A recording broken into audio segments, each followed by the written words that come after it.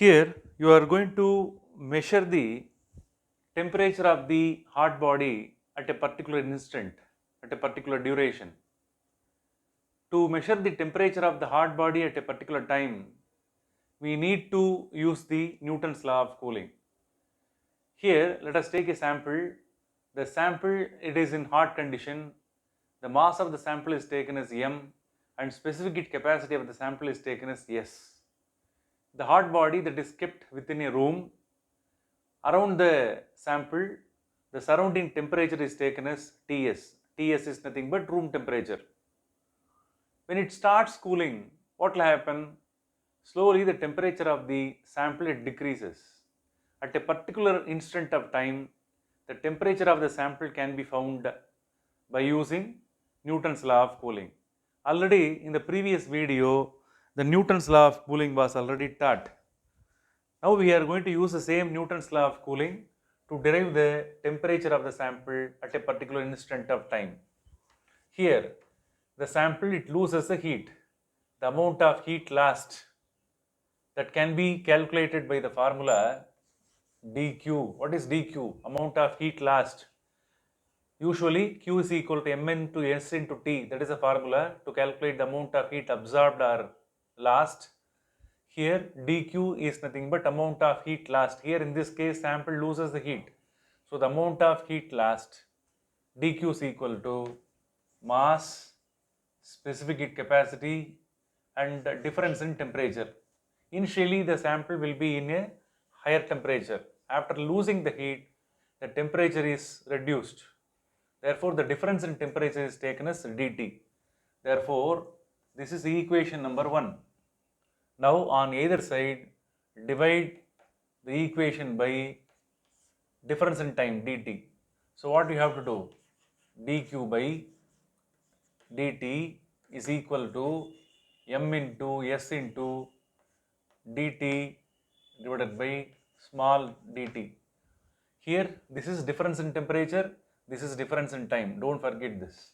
So, this is equation number 2. Now, what we have to do now? Here we have to go to the next step. The next step,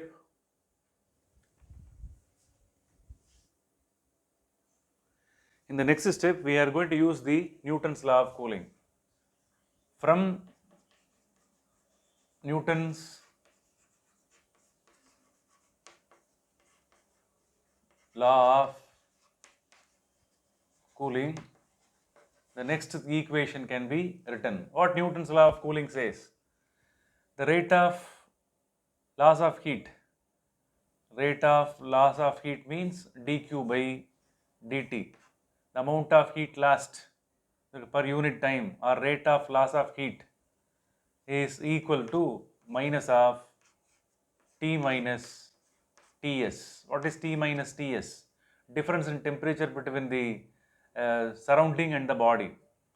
The temperature difference between the temperature of the body and temperature of the surrounding is clear. That is nothing but T minus Ts. So dq by dt is directly proportional to which one? Minus T minus Ts.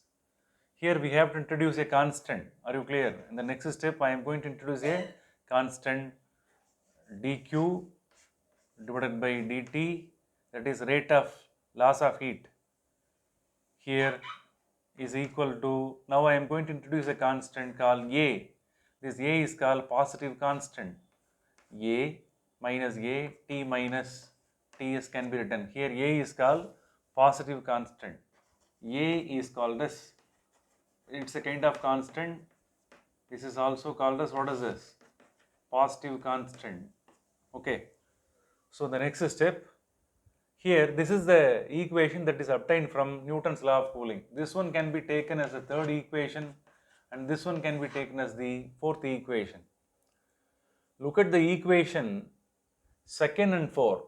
In second and 4, if both are equated, in the LHS side, I will put tick mark here.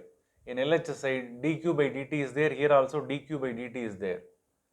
Therefore, the RHS factors can be equated. Now I am going to equate the RHS factors from 2 and 4. 2 can be equated with 4. After equating, which one could be done? Here this second equation RHS can be equated.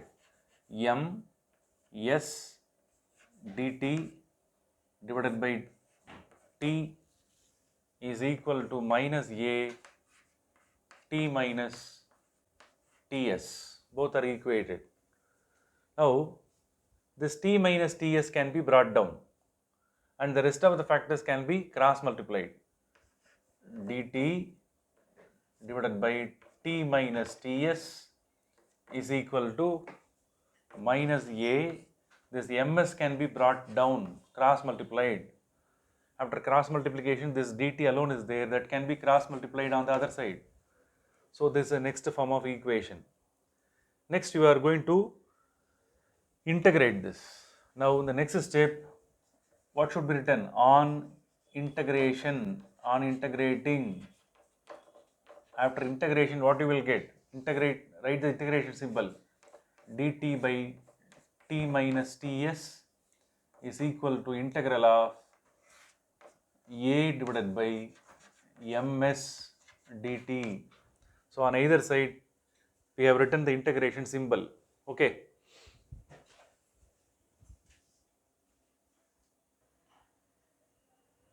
Here the last step is, which equation was written?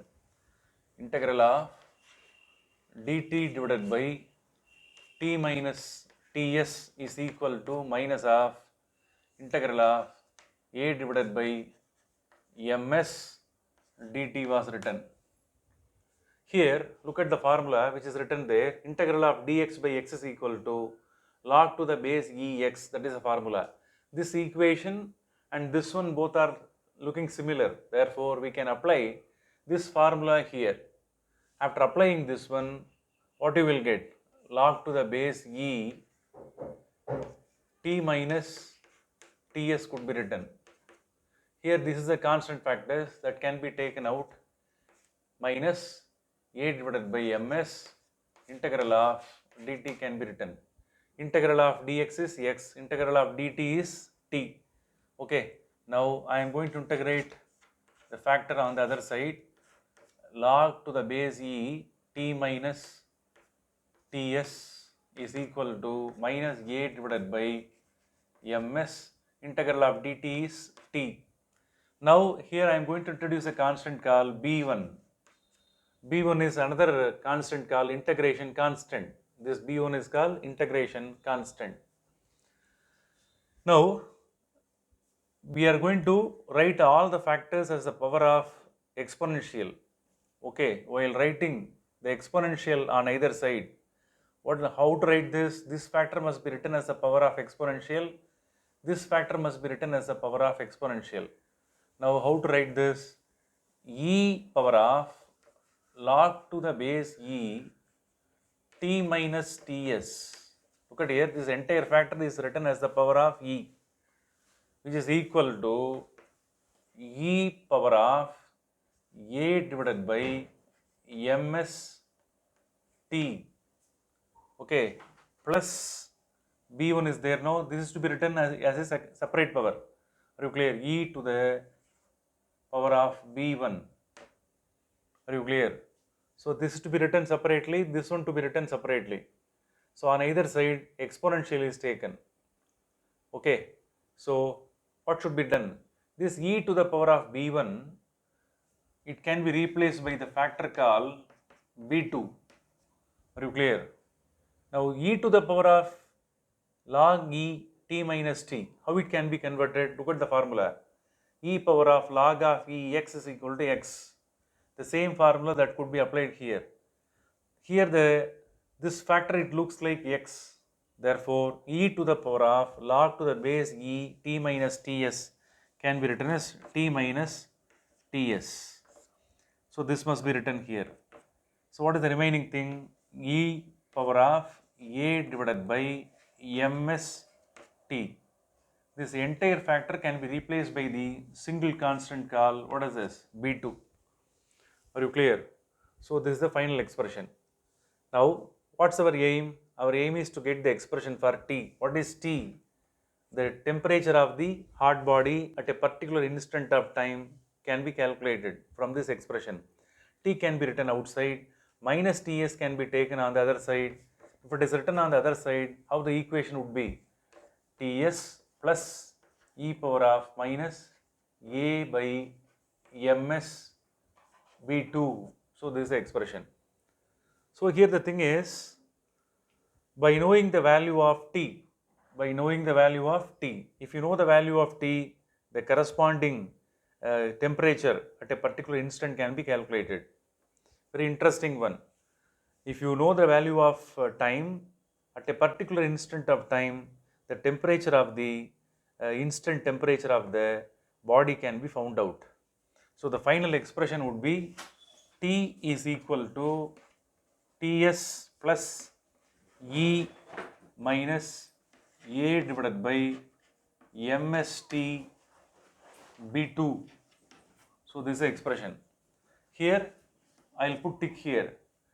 If you know the time at a particular instant of time, what would be the final temperature, what would be the temperature of the body, that can be found with the help of Newton's law of cooling. Okay, so that is the aim of this derivation. Okay.